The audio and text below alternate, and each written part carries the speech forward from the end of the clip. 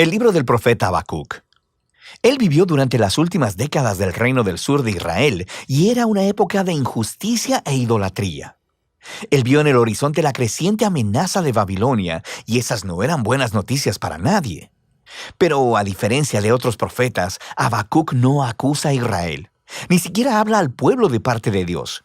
Más bien, todas sus palabras están dirigidas a Dios personalmente. Y el libro habla acerca de la lucha personal de Habacuc, su travesía personal al tratar de creer que Dios es bueno a pesar de tanta maldad y tragedias en el mundo. Así que las palabras de Habacuc son en realidad poemas de lamento y son muy similares a los lamentos que encuentras en el libro de Salmos. El poeta presenta una queja y luego dirige la atención de Dios al sufrimiento y a la injusticia en el mundo, demandándole que haga algo. De hecho, saber acerca de este lamento es clave para entender el diseño y el mensaje de este breve libro. Los capítulos 1 y 2 se enmarcan como una discusión que va y viene entre Habacuc y Dios, y el profeta presenta dos quejas a las que Dios ofrece dos respuestas. Su primera queja es que la vida en Israel se ha vuelto horrible. La Torá es ignorada, lo que resulta en violencia e injusticia, y todo esto es tolerado por los líderes corruptos de Israel. Y Habacuc está clamando, pidiéndole a Dios que haga algo, pero nada parece cambiar. Pero luego, de repente, Dios responde diciendo que Él está muy consciente de la corrupción de su propio pueblo, Israel, y que está convocando a los ejércitos de Babilonia para dejar que su justicia caiga sobre Israel. Y de manera muy similar al mensaje de Miqueas o de Isaías, Dios dice que usará este terrible imperio para devorar a Israel por su injusticia y su maldad. Pero Habacuc tiene un problema con esta respuesta, así que ofrece su segunda queja. Él dice que Babilonia es aún peor que Israel, que ellos son más corruptos, más violentos, que han deificado su propio poder militar, que tratan a los humanos como a animales, atrapándolos como peces en una red. Ellos devoran a las naciones y a los pueblos para construir su propio imperio. Así que Habacuc dice, ¿cómo puedes tú, un Dios santo, usar esas naciones tan corruptas como tus instrumentos en la historia? Él demanda una explicación. De hecho, Habacuc se representa a sí mismo como una atalaya en los muros de la ciudad, esperando la respuesta de Dios que eventualmente llega. Dios le dice a Habacuc que tome unas tablas y un cincel y escriba lo que vea y escuche. Es una visión sobre un momento señalado en el futuro, y aunque parezca lenta su venida, eventualmente llegará. De hecho, Dios dice que el justo vivirá por su fe en esta esperanza y visión. Entonces, ¿cuál es esa promesa divina que Habacuc debe escribir?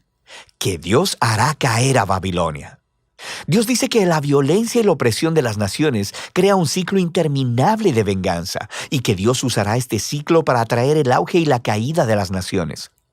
Y el hecho de que Dios pueda, por un tiempo, usar a una nación corrupta como Babilonia no significa que Él respalde todo lo que hacen. Él hace responsable a todas las naciones delante de su justicia.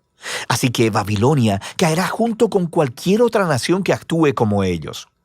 La promesa de Dios es luego elaborada en una serie de 5 ayes que describen la clase de opresión e injusticia perpetuada por naciones como Babilonia.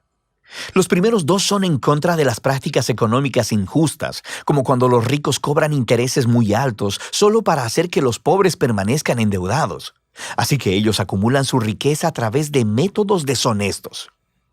El tercer ay es una crítica a la esclavitud, a tratar a los humanos como animales y amenazarlos con violencia si no producen.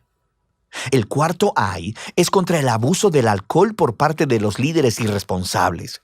Mientras el pueblo está sufriendo bajo su mal liderazgo, ellos están de fiesta y desperdiciando el dinero en sexo y alcohol. Y el último ay expone la idolatría, el motor que mueve esas naciones. Ellos han hecho del poder y de la seguridad nacional sus dioses, ofreciéndoles lealtad a cualquier costo. Así que el pueblo se convierte en esclavo de su propio imperio nacional. Ahora, las prácticas que se describen aquí no suceden únicamente en Babilonia, pero esto es parte de la cuestión. Dada la condición humana, la mayoría de las naciones eventualmente se convertirán en una Babilonia. Y así es como la respuesta de Dios a Habacuc en este libro se convierte en la respuesta de Dios a todas las generaciones posteriores, para cualquiera que viva en un mundo gobernado por otras Babilonias. Pero deja en el aire la pregunta: ¿Dios permitirá que este ciclo, el auge y la caída de los imperios similares a Babilonia, continúe para siempre? Y el capítulo 3 trata sobre esa pregunta. Se nos dice que esta es una oración de Habacuc, y comienza con Habacuc rogándole a Dios que actúe en el presente, como lo ha hecho en el pasado, haciendo caer a las naciones corruptas. Lo que sigue es un poema muy antiguo. Primero describe una poderosa y aterradora aparición de Dios. Es muy similar a los poemas introductorios de Miqueas y Nahum, y similar a la aparición de Dios en el monte Sinaí, en el libro de Éxodo. Tenemos nube, fuego y temblor. Cuando el Creador aparezca para confrontar la maldad humana, todo el mundo estará poniendo atención. Habacuc luego continúa describiendo esta futura derrota del mal como un futuro éxodo, justo como cuando Dios vino como guerrero y abrió en dos el mar en su batalla contra Faraón. Habacuc dice que Dios traerá su juicio sobre la cabeza de la casa del impío. Así que Faraón, al igual que Babilonia, se ha convertido aquí en un arquetipo de las naciones humanas violentas. Pero al mismo tiempo, se nos dice que cuando Dios confronte la maldad, Él salvará a su pueblo y a su ungido. Es una referencia al rey del linaje de David. Así que en este poema, la historia del éxodo en el pasado se ha convertido en una imagen del éxodo del futuro que Dios producirá.